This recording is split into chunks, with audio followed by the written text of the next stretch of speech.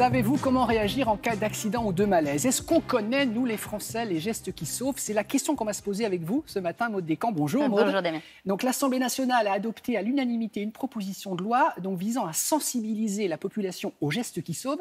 Ça veut dire quoi? Ça veut dire qu'on est un peu à la ramasse, à la traîne les Français? On est complètement à la traîne en France, il faut le savoir. Je vais vous donner un chiffre qui est très parlant.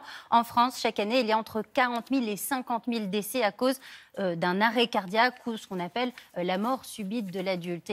Et bien pour une grande partie, ces décès pourraient être évités si les Français étaient mieux formés aux gestes qui sauvent, avoir les bons réflexes en cas de situation d'urgence.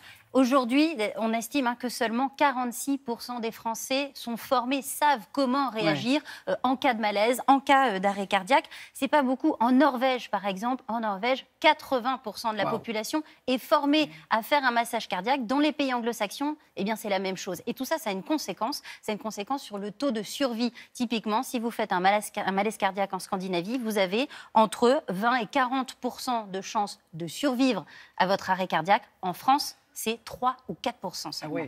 Mais depuis quelques années, quand on passe le permis en France, on est formé.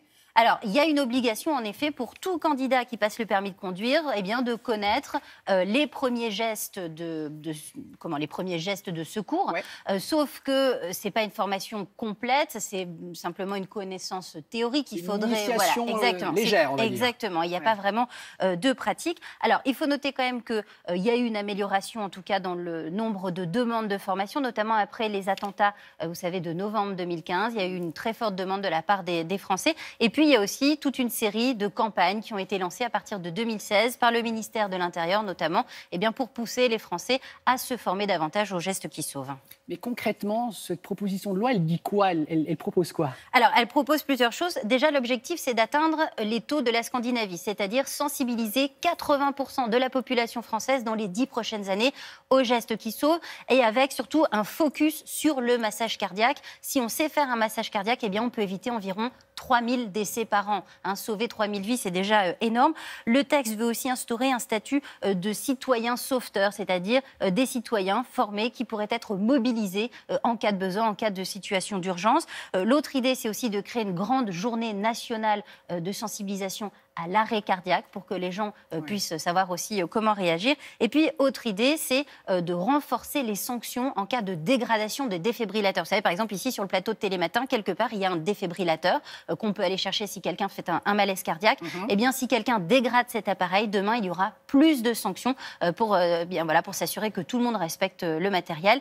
Et puis, dernier point, le gouvernement fait beaucoup de choses, mais il y a aussi toutes les associations qui, depuis des années, travaillent à la formation des citoyens. Je pense à la Croix-Rouge, notamment, vous pouvez vous inscrire, vous pouvez aller faire une formation, ça dure 1 ou 2 jours. Et puis, si vous ne voulez pas bouger de chez vous, vous pouvez aussi faire ce qu'on appelle du e-learning. Vous allez sur Internet, il y a plein de vidéos qui vous expliquent très simplement comment avoir les bons réflexes. Bref, il n'y a plus d'excuses pour ne pas connaître les gestes qui sauvent.